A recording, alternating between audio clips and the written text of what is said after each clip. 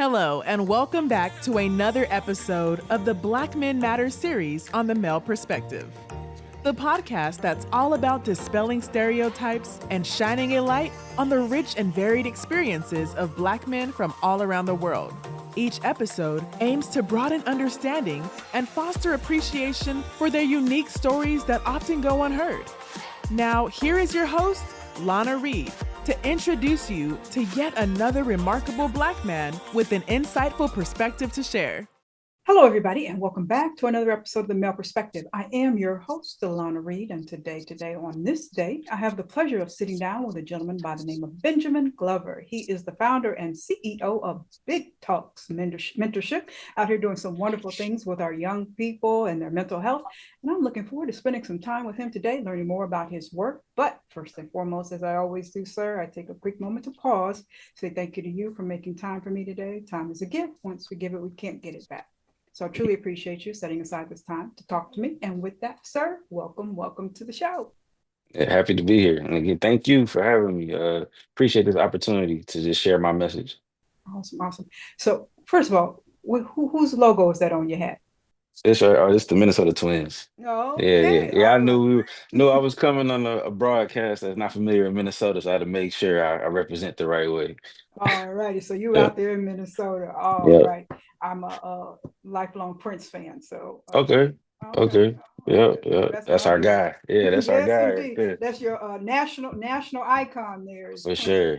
When I explain to people where I'm from, I say where Prince is from, and they're like, "Oh, okay." I Yeah. know that. I don't know Minnesota. I know Prince. Exactly. Right. Well, let me get going because I got a little bit of time, and I wanna pick your brain about a few things here. Okay. As I said in the opening, you are the founder of BIG Talks Mentorship. Yeah. And you work with young people. Yeah. And it is a very special person who wakes up one day and says, hey, you know what? I want to gather up some young folks and do some things. So my question is, how did BIG Talks Mentorship even come to be in the first place? What was the vision for it? Well, really, it started in 2022 is where the vision started. Just a little bit of history about me. I played basketball. It didn't work out for me. And when I came home, I didn't really have a direction to go. And I went through some things myself mentally, some depression, some anxiety. And I just found myself applying for a position to help kids. And I've done a little bit when I was in college. When we were in college, I used to go read to kids and we'll do basketball camps. And I remember just enjoying myself a lot, So I just thought, and my mom thought it was a good idea too. Mom always has an idea, of course. And she told me the whole time, go get into the schools. I'm telling you, get into the schools. So I finally applied at Brooklyn Center Elementary. It's a close city to Minneapolis. I applied there as a restorative practice specialist, and they took me in. And well, really, I wrote a letter to the city saying I have an idea for a mentorship program, and the person from the city referred me to the elementary school there. From there, I became a restorative practice specialist. I was one of two Black restorative practice specialists throughout the whole school. It was me and a older guy that kind of mentored me a little bit. And he just told me he liked how I approached my work. And really, I was just I didn't know what I was doing. If I'm being honest, working with kids, I did not know what I was doing. I just knew to be just to care. I thought that's what I led with, just to care. Naturally, me being younger, most of the young Black men would just gravitate towards my office, and it got to the point where we had blocks. I was in the green block. There was a green block, a purple block, I think a red block, and a blue block. From the red block, they're sending them down to the green block to Mr. Glover. So I had to get to a point of I needed a schedule for my day because I couldn't have my office was only like 10 by 10. It wasn't it wasn't a real yeah, it wasn't a classroom. So I had to get to a point of okay, this group can come this time, this group can come this time, this group can come this time. And I'm telling my mom about this. My mom is a social worker. She's a director of Volunteers of America.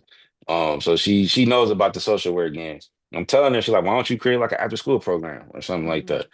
So she helped me draw up a plan. We drove her and my wife. We helped me draw up a plan. And we gave it to the school, and they just never picked it up. I guess my background, like I don't have a therapy degree, or I don't have I don't have the proper degrees, and I didn't even frame it as mental health at that point. But I went back to look at my old, and the verbiage was it was kind of Mental therapy, health. mental health Yeah. work, and I just was putting it as these kids like to be around me. They have it as a safe space. This would be cool for them, you know, and they're asking Mhm. for it. The families are asking for it. Never picked it up. They prolonged it throughout the whole school year, and I kept telling my mom, kept asking about it. When you start your group? When you start your group? The kids are asking me about it. The families are asking me Yeah. about it. Never picked it up. Just so happened, my mom was good friends with the mental health manager at Minneapolis Public Schools in my home district. Told her my plan, and she ended up calling me and say, "Hey, I actually got a spot for you. I got a job for you." Took me from there, placed me as a dean. Again, I just started, I just started in school where placed me as a dean at Anthony Middle School. But the idea at Anthony Middle School, this was kind of a suburban school, but had a group of young black men there that kind of lost their way and didn't fit in. So me and Mm. the assistant principal there thought of a group together, and he said, "Come in for this last month of school." I went there in May. School ends in June here. Come in here, get connected with these young men, and we're gonna have a summer group. In my mind, I just started working in schools. I'm like, I'm ready, but I'm nervous. I'm like, I'm gonna have a whole Yeah. group to myself. I just started, but that right there, that summer, sitting with them, it was about 18 young men for the whole summer, 4 days a week, 8 hours a day, and we're working on social emotional learning. We're working on what mental health is, what are your feelings, and we're having circle group talks, and I'm learning about them. And that summer right there, that's when I was like, I want to do this. I don't know what this is. I'm not a teacher. I'm not teaching math. I'm not teaching English, but whatever this is right here, I want to do this for the rest of my life. There So you from go. the 2022 summer, from then on, I was like, yeah, I want to do this. Okay. Mm. Well, let me, because you said, first, a couple things. You said you were one of two Black men in the school system in the first school, and then you Yep. transferred, you were working with young, break semester. How many Black folks are there in Minnesota? In Minneapolis, it's quite a few. Quite a few of us? It's Okay. yeah, We we got have company. a yeah, for sure, for sure, for sure. Yeah, Minneapolis, yeah, it's predominantly black, you know, if not Okay. black and brown, predominantly. Okay. So, and to think about that, all of our kids from Minneapolis, we go to these schools, but we don't see anyone that looks like us. You know what I mean? And Wow. that's where the disconnect comes. So Mhm. even with that group I'm talking about in the summertime, I figured, okay, yes, these young men have their troubles, but a lot of it was I don't feel welcome in the school. Every school I went Mm. to, I don't feel seen, I don't feel heard. That group, I end up packaging that and even asking the families and asking the young men, are y'all comfortable with me recording? Like we did an interview. I did an interview with them, with each of them. And my plan was to record it and then show the principal and say, yo, this might be the problem. They don't feel Mhm. comfortable with our educators here. End up showing the rest of the staff that this is what these young men feel like, and from there it became a professional development. And this There all you happened go. in 1 year, and I got some pushback because, of course, I was brand new, and I know this the being honest, I felt the like, who is this guy coming to tell? I've been teaching for 30 years. Who's this guy to come teach me how to teach when that wasn't the case? It was I'm a support, you know. I look to Yeah. support, and I'm here for the kid. I'm here for the youth. I'm not here Mhm. to appease you. I want the youth to succeed. Yeah, it's a new generation, and sometimes For sure. older guards don't want to turn over, but we need some Yep. fresh ideas because these kids today are dealing with different issues than kids had to deal with 30 years ago. So the same methods are not going to apply and work. So Exactly. that's why we need Mr. Benjamin Glover doing the work that he's doing. Appreciate So that. now that you've had some time away from the first school, Mm. have you gotten any feedback? Was it? I'm just curious because it seems like such an impactful program. Was it funding or just they were saying we don't want to hear it or? So even from there, I still didn't start the group after that. From from there, I started the idea of like now branding it. What's the name of? That's where Big Talks came from. But from there, the district of Minneapolis Public Schools had a department called the Office of Black Student Achievement. I was referred to them, and I got hired up to the district to be able to give my practices or whatever to them also. And from there, that's where I really branded the idea of Big Talks Mentorship, became an after school program. And I worked for the Office of Black Student Achievement for the past couple of years. And then I don't know the details, but we were actually budget cut. Yeah. And I'm telling you, we're predominantly, well, the whole office didn't get cut, but about 85%. of us of us were cut. You don't say. Right. It's yeah. Yeah. And Yeah. you know what I mean? I don't have that might be over my pay grade of what happened and everything. It's just my I like to take my inexperience, I say, and my raw feelings. It just don't sit right with me. If we're a Yeah. predominantly black city, why wouldn't we have an Office of Black Student Achievement? And how does that even get cut? But again, that's above my pay grade, and I was still able to keep my group as a certified community partner, me as public schools, but what the Office of Black Student Achievement it was something that was made in 2014, I think, and it was a movement. Like it was like Mm. everybody knew about it. So me being a brand new program and have to build up, I'm gonna do the work, but the fact that we already had an office standing with Minneapolis, I felt it was important, and the way it got handled, I didn't really. It rubbed me the wrong way a little bit. But Mm, gotta understood. keep fighting though. Gotta keep doing the fight.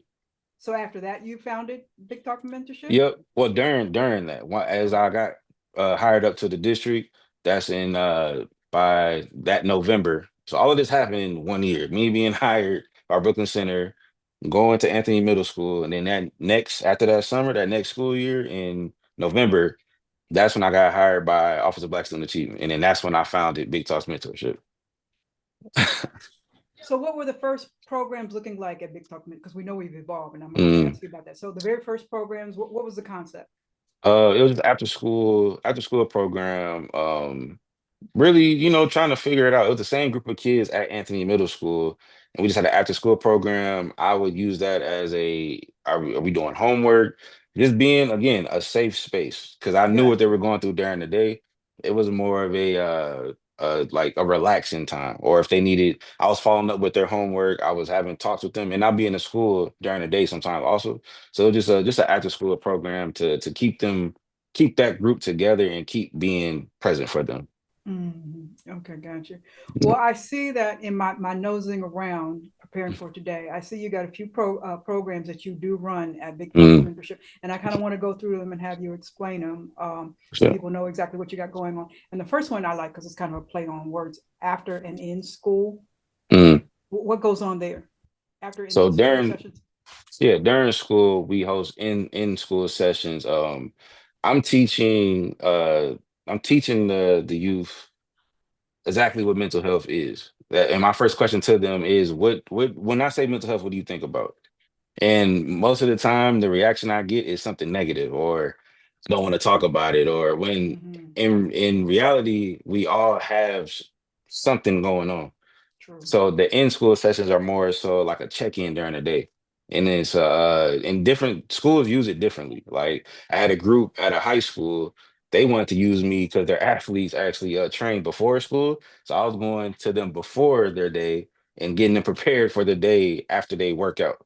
So Mm. the in school and after school session is kind of like how I told you with Anthony Middle School. It was more so after work, check in, tutoring sessions, and again helping the students navigate through their day. So if they're having Mm. a problem with the teacher, I might mediate that issue with them and the Mm. teacher. Or if their families want me to come talk to them, I might help them. They might have a problem with their family, I might help them talk to their family. So doing this work that just helps them out, basically. You know what I mean? Mm. Just being there for them, just being that safe space for them, because a lot of kids, they don't, again, they tell me they don't feel wanted inside the space. So at least if I could be that space and, combine with the space they don't feel safe in and figure out why, now that help them be successful throughout the rest of their days.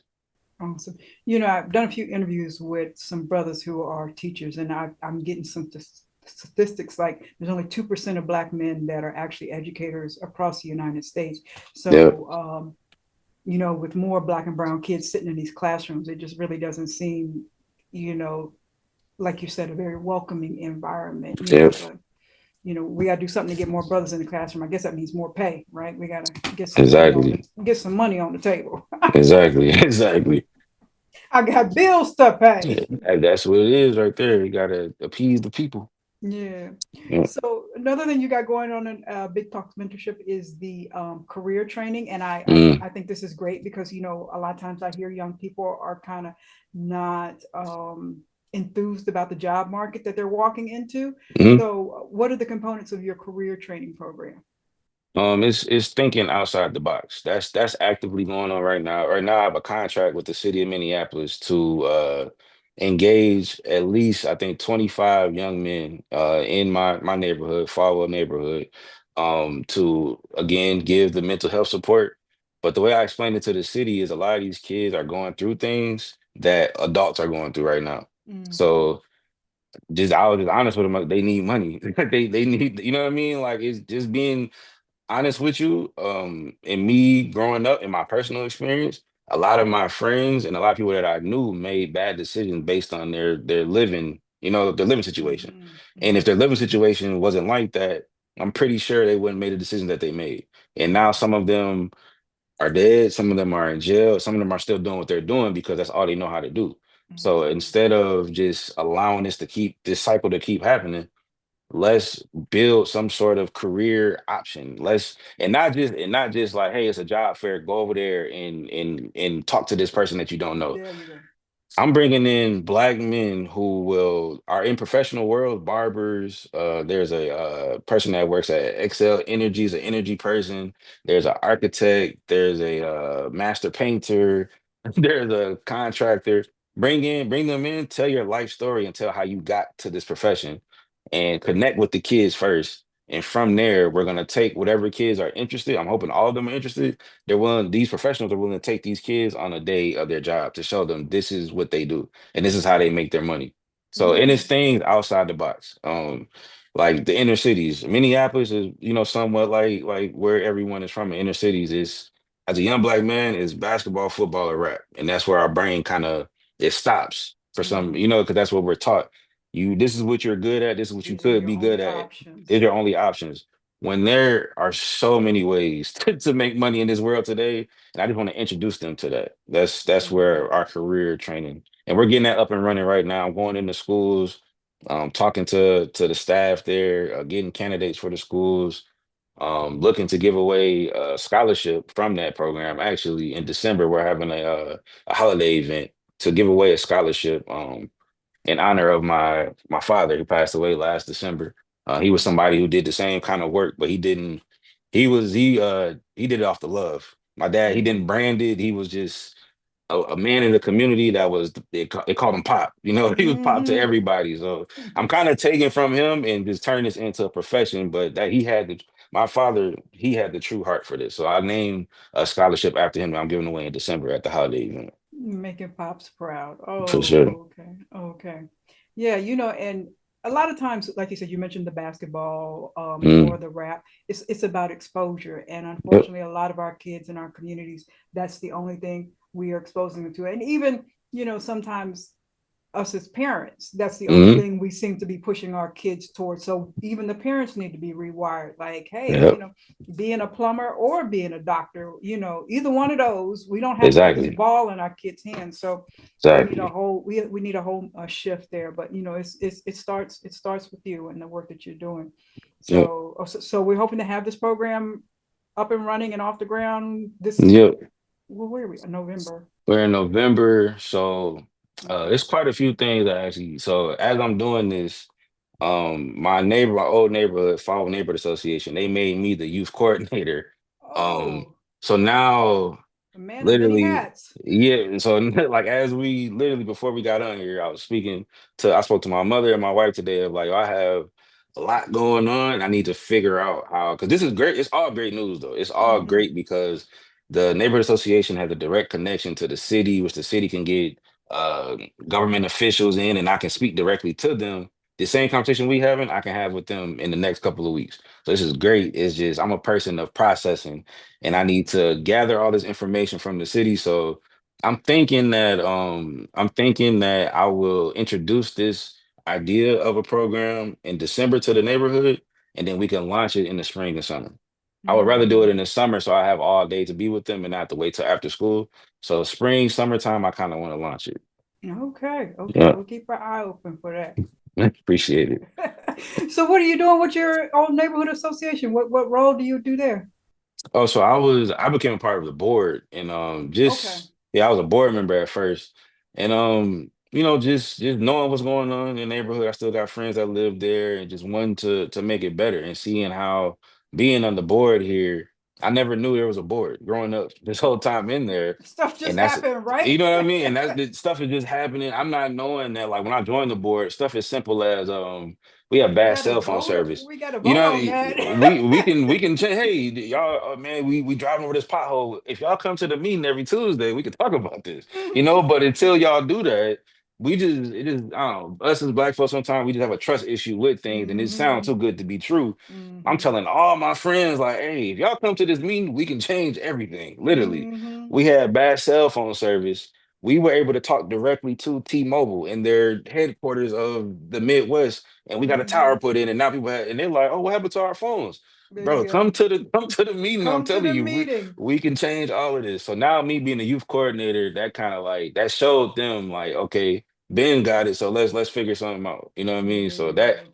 like I literally went just to get information, and them hearing me speak on youth, and they said I'm so passionate about it. And now they're trying to rebrand the association and trying to get more representation. They felt it'd be a good idea to make me a youth coordinator, and now I can kind of because that's going to lead to a lot of different things. So you're creating programs for the young people in Yep. okay, Yep, okay. creating programming, giving resources, like I said, speaking to government officials about what we need changed, throwing events. It's gonna end up it's gonna end up planning a safety plan because a lot of parents I've spoke to, I went to the they started back a football team. And my one of my best friends started. We didn't have tackle football in North Minneapolis for a while at the parks. He started up a football team. I went to the game, asked the parents, like, what do y'all want to see? What will make y'all more happy about having y'all kids being able to hang out at the park? I don't feel safe. My kids don't feel safe. Hmm. Not too Hmm. long ago in the summertime, we just had an 11-year-old boy get killed, get shot in the head at the park. So from there, as a parent, of course, if I live around here, my kid's not going to the park. If that's what's going Hmm. on at the park, so now, of course, for all this stuff to happen, it's gonna be a citywide safety plan I'm gonna have to put together and engage the other neighborhoods. And so there's gonna be a lot that comes from this that it's not nervousness, it's like anxiousness, and I'm ready for it. And I've There you been go. gearing up for this, There so you go.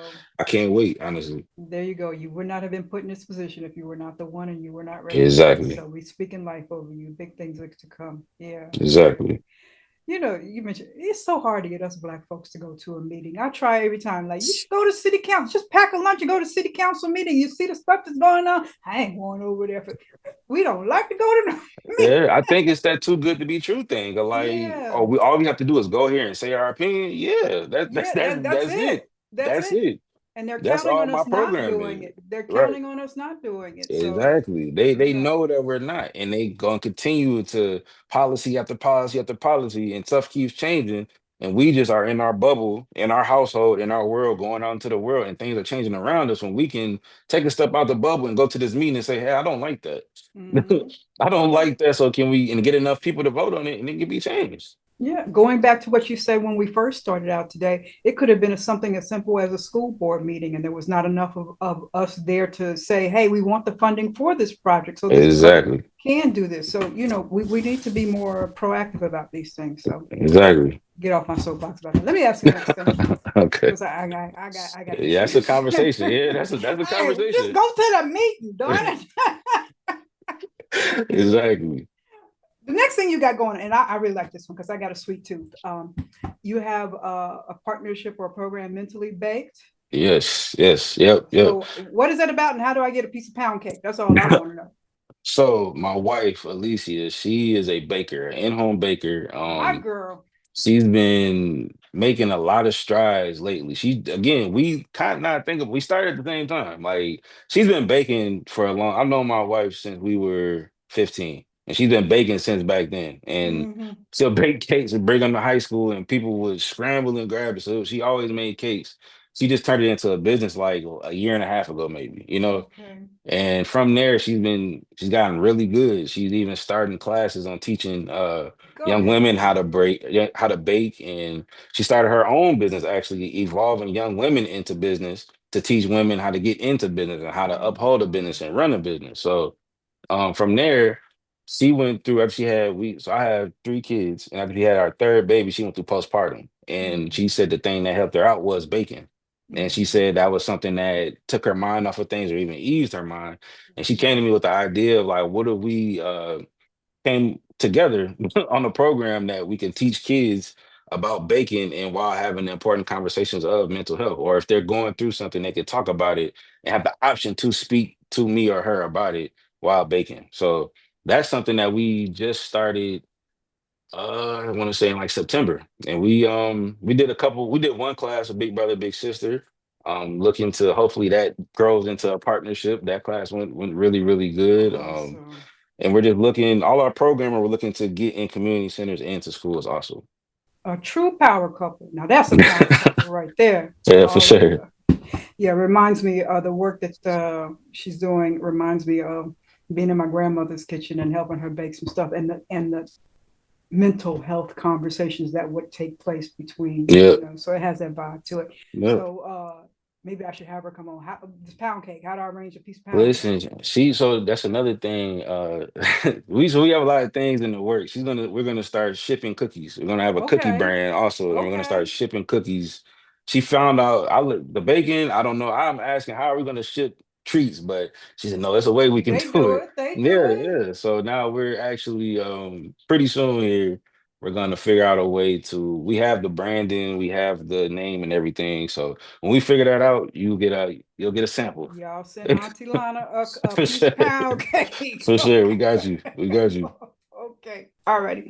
So I think I got about two more questions and then Okay. I'll answer my random question.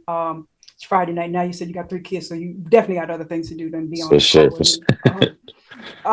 So you have been working with the young people for a while now. You're Mm. in the mental health space. You're there. You see everything. For parents and educators, what advice or tips would you give them to kind of make sure their child's mental health is in a safe place? Um, the Because a lot of simple times we just answer. overlook it. Yeah, yeah, for sure, for sure. I mean, we all do it. You know, I working, I miss it with my own kids sometimes, and I have to check myself. The simple answer is just to be Mm-hmm. available for the talk. You can tell a lot by a kid by just asking them, "How are you? How are you doing?" And how they answer that, you can tell a lot. So, just being available. Availability and consistency is the key to making sure that you're there for that child. Okay. All right.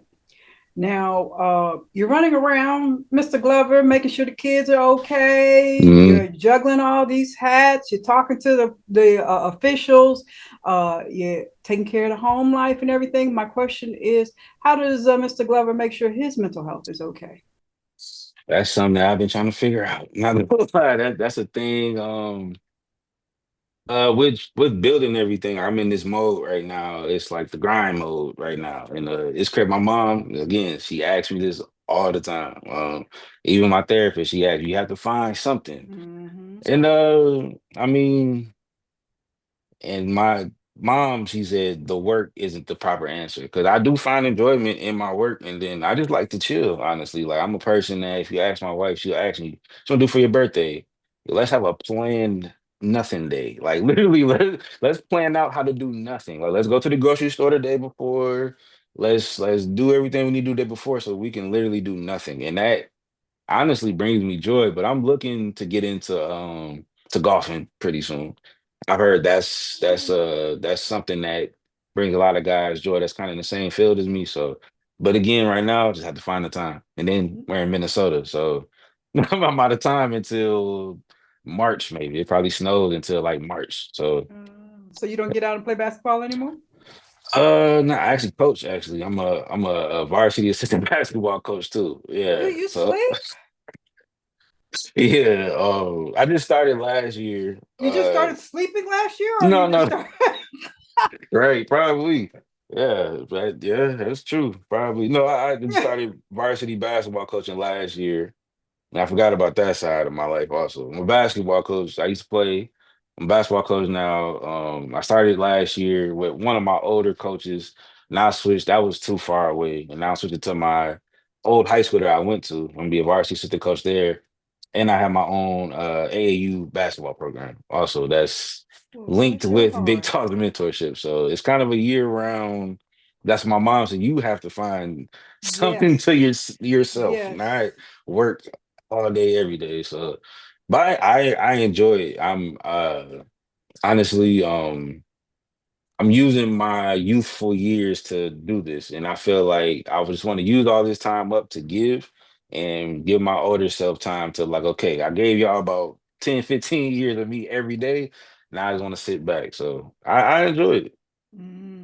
All right. I think me and your mama, Auntie Lana and your mama, we're gonna have to have a double session. Like, okay, you get him from the left, I'm gonna get him from the right. Make his butt sit down somewhere. Okay, okay. Uh, One more question before my random question here. We see that you're the visionary. You're talking 10, 15 years. mm, What would you like to see happen with Big Talk Mentorship in the next 5 to 10 years? um, Might actually have a 10-year plan of opening Oh, Big Talks Mentorship, Big Talks Leadership Institute. I want to have it in the Fallwell neighborhood. A place where my vision is a place where a whole family can get everything they need. And the model family is mom, dad, brother, sister. So if we have a family walk in, dad can go to the father's group, mom can go to the women's group, young man's group, and young women's group. And y'all all get what y'all need, and we come back together as a community. There's exercise in every element of wellness. mm, Exercising, like I said, different group sessions, family events, community events, and whatever that looks like. And it's right now it's shaping out to what my ideas in my head and on my reports. That's gonna be my vision in 10 years to have a groundbreaking building in my old neighborhood. there you go. We're gonna speak it to existence. All For right. sure. All right. All right. I like that. And we're gonna have the Mrs. baking For cookies sure. and All of stuff. that. All All of that. All of that. Yep. For sure. right. Let me ask you my random question, and then I will Okay. ask you to tell us how we connect with you. Okay. Let's see what we got here. Name a song that you know by heart. Ooh, it's a lot. I'm trying to think of the most recent one I just listened to. Song I know by heart. Sheesh. I listen to a lot of music. I'm just trying to think of one I want to give out a good message. Uh, Not no, the the stuff most. I listen to Yeah, when yeah, I'm yeah, yeah, yeah. driving. Because the thing, last thing I listened to was We don't want to know about that. yeah, yeah. It was Jay-Z. Oh, Jay-Z, okay, okay. Imaginary Players. Yeah, that's probably a song I could say, or a Jay-Z song, Cry, word for word. Okay, Listen okay. to a lot of Nothing wrong with Jay-Z. some Jay Z. Ain't nothing wrong with some Yeah, Jay Z. Yeah, yeah. He's inspiration. All for righty. sure. For So, sure. sir, tell us how we connect with you and keep our eye on you. We got some programs. We got to see you, catch you at some meetings. Yep, yep, yep. So you can catch Well, me, Big Talks Mentorship, our website, bigtalksmentorship.com. My Instagram, Benjamin_Glover1. Instagram, Big Talks 23 underscore on Instagram. This is on Instagram and Twitter or X, whatever they call it now. And then my basketball, Minnesota Big Elite, that's on Instagram.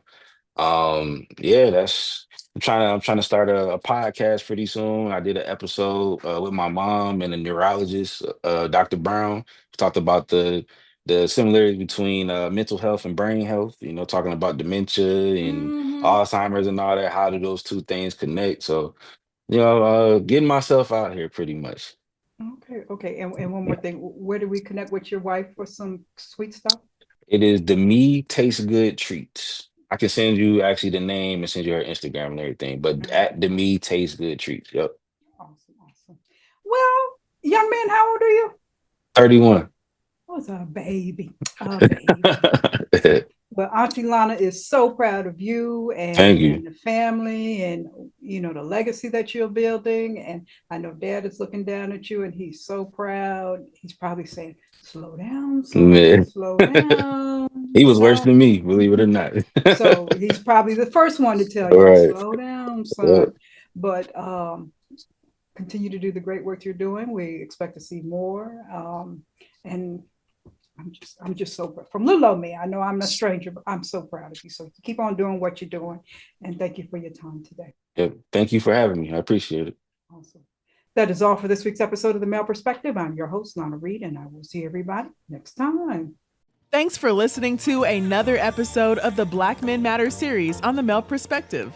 This podcast is an initiative of Conversations in Color, a 501c3 nonprofit dedicated to uplifting Black voices.